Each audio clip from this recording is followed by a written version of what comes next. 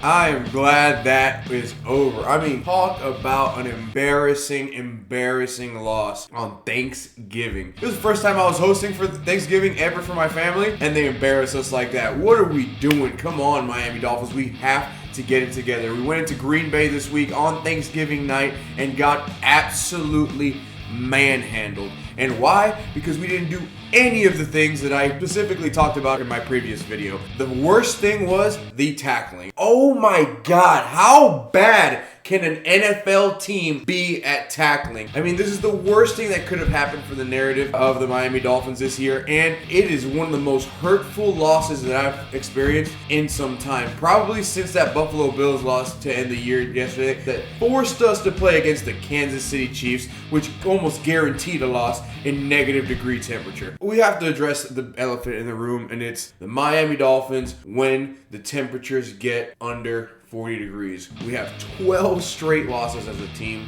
I believe Tua now moves to 0-5 or 0-6 when the temperature is under 40 degrees. I mean, that is ridiculous. Honestly, I mentioned Tua's record and stuff, but it was in no way, I believe, due to Tua's performance. I believe Tua played decently. He had a lot of garbage time yards that shouldn't count for much, but I don't think he was the problem. The biggest problem with this team, absolutely bar none, was this defense. Funny enough that Jordan Brooks was in the media talking about how this team is soft and this, that, and the other. He missed just as many tackles as anybody else. 20 missed tackles on an NFL team, that's college numbers. The University of Miami tackles better than that, and they're awful at tackling. I don't know what to say anymore. The defense, when it gets cold, it looks like we're just not going to win games. Josh Jacobs ran completely amok on us. There was that play of him juking out Dotson, but what people don't realize is Jordan Brooks missed the tackle on that one. So Jordan Brooks needs to step up as our leading tackler. You know, I don't know what needs to happen, but we need to play tougher.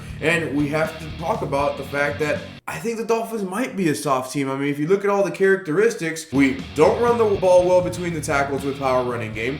We don't tackle well. Those are the key characteristics of a soft football team. So I don't know how to argue it anymore. Those things are happening almost every game. Alec Ingold came back. I thought that'd make a difference. He's from Wisconsin. He's supposed to play great in the weather. He falls down on a 3rd and goal. We can't punch it in.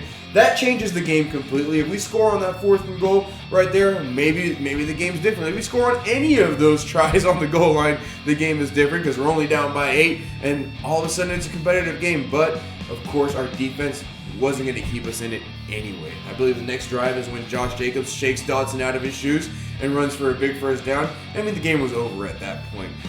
It's just, I don't know. It's been a rough one. I mean, that was one of the more embarrassing things that happened to me. I had my whole family over for the Dolphins to play on national television like that. But why should I be surprised? It happens every single time it gets cold. Now, on top of that, our players have been playing great. Our defensive tackles, Calais Campbell, Zach Sealer, we had 0 sacks on Jordan Love, and he neither had to scramble, get sacked, or was pressured on 0% of his dropbacks, according to PFF. That is ridiculous and should not be happening. Jordan Love did stay away from our one playmaker who did have a great day on defense, was with Jalen Ramsey. He continues to play well and impact the game in different ways, and I love the way the man's playing football right now. But Jordan Love completely stayed away from him, and rightfully so, and completely picked on our young guys. I mean, Storm Duck, Cater Kohu, Cam Smith, I mean, they were either getting picked on or getting injured. I mean, it was a rough day for our secondary. We lost a couple young guys, you know, and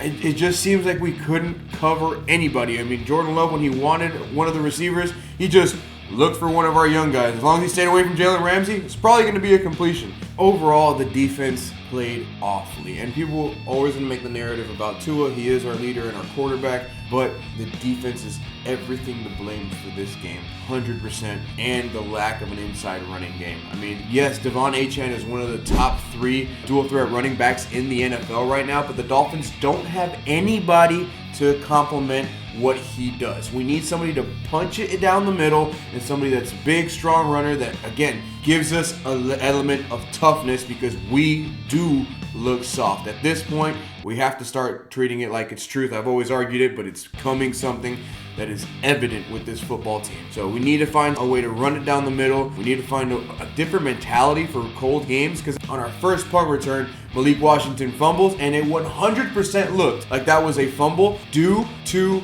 being cold. I don't know what we have to do about it, but we have to win in cold games. All of the meaningful games in the NFL are in cold weather months. It's just, I'm sick and tired of saying it. I probably sound like a broken record at this point. But with all the negative of how bad that game was, there were a couple strong points. Like, Tua had a decent game, great passer rating, good yardage. Again, as I mentioned, that a lot of those yards came in garbage time. But this team is one that can move the ball against pretty much anybody. The one thing we can do better is, like I just mentioned, run it down the middle better. When it comes to our quarterback, he's capable of elite play. We have one of the best dual threat running backs in the NFL. Our wide receivers, when they get hot, are some of the best in the NFL. So I don't see the offense as a huge problem. We do need to toughen up, play better on the offensive line, keep that pressure off of Tua. We did let them get to Tua in this game way too much, and that was a huge issue for us being able to move the ball. And like I mentioned, Tua had great yards and all this stuff and had a couple touchdowns, but this team did not look good moving the ball. It didn't look like we were comfortable moving the ball. Everything just looked kind of off. If you looked at it, everything was kind of crowded up. It looked like all the timing was off on the routes and the screens and stuff. But we did what we do good. The screen game was pretty good, and we went deep a couple times, but it really looked like Tua struggled to push the ball down the field, especially early, and the pass rush just kept getting home. And that's what happens when you can't run the ball efficiently in a traditional sense. We have to quit relying on our screen game to completely supplement our running game. We have to run the ball with this offense. But, Tua did look pretty good. Achane gets into the red zone again. For all you bettors out there, that's pretty much been a lock this year. Achane anytime touchdown is a pretty much guarantee in any of our Dolphins games. I think this year he's probably our best offensive weapon.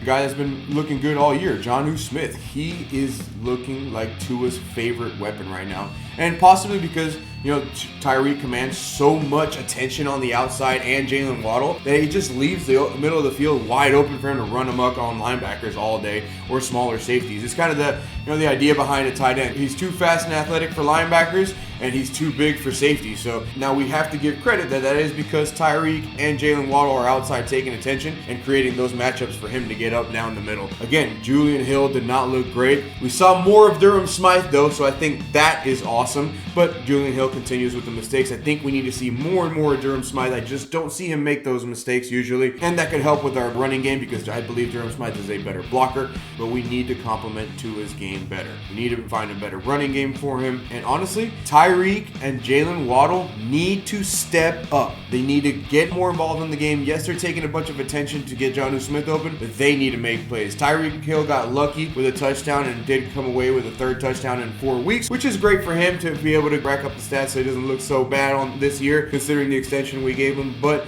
he needs to take control and become that best receiver in the NFL like we thought he was a couple years ago. And on the defensive side, the only bright spot I could really see was Jalen Ramsey. The guy is looking very good in the back end. He's playing really well from that corner position, and quarterbacks are avoiding him. That's the problem with having an elite corner, is that quarterbacks could just avoid him.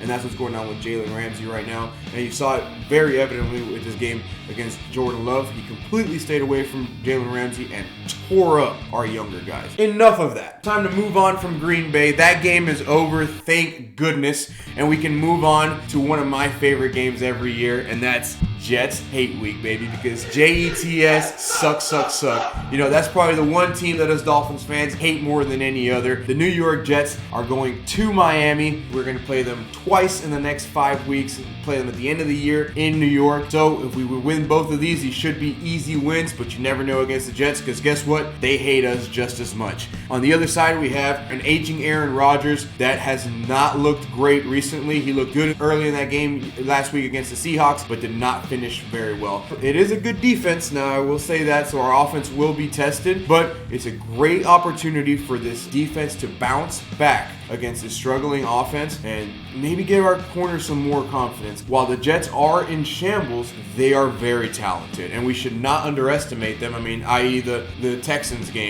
I believe the Texans underestimated them, and the Jets really came out there and played well against them because they're capable of playing well. They're just not doing it this year. So we have to watch out for that, make sure we keep them in check, and I really believe it's a game that should be a gimme for the Miami Dolphins, because I truly believe that with Jets come into town, that is a must-win every year, no matter how the Dolphins are playing, no matter where in the standings they are. We have to beat the Jets every time they come into Miami. We are going to have to face that same narrative again. It's a cold weather game. The forecast is said to be in the 40s, and if you live somewhere cold, that's not cold, but for us Floridians, that's extremely cold.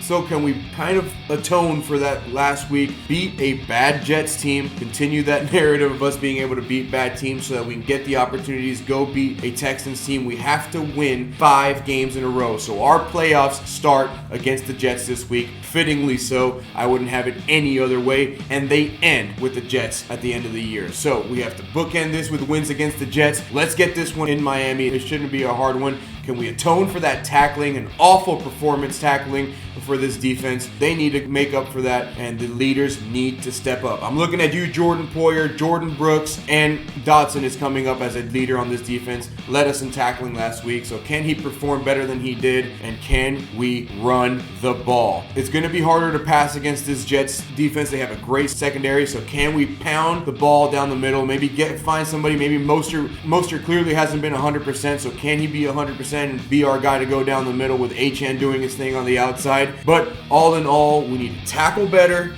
play better on the run game, and the Dolphins need to win this game. Our playoffs start now against the Jets, so fins up and let's make our playoff push. We're still alive.